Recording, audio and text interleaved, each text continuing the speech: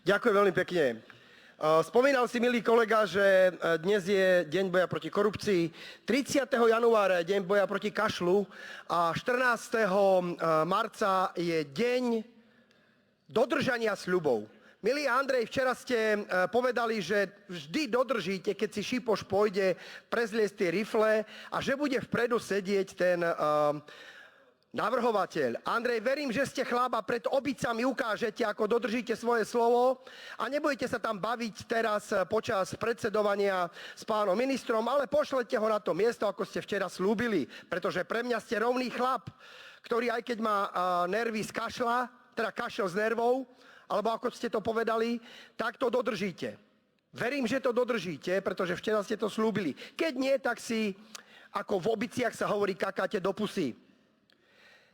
Vy ste povedali, pán kolega Sabo, že vlastne Fico nemal žiadne korupčné kauzy. Ja som ich našiel 147.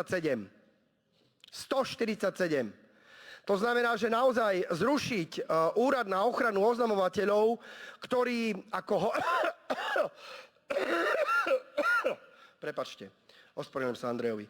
Úrad, ktorý naozaj chráni ľudí, a tých ľudí by mal ochraňovať preto, lebo sú to čestní ľudia, tak zrušiť taký úrad aj pre Andreja Danka by to malo byť čestného človeka, ktorý naozaj dodržuje slovo a on je chlap.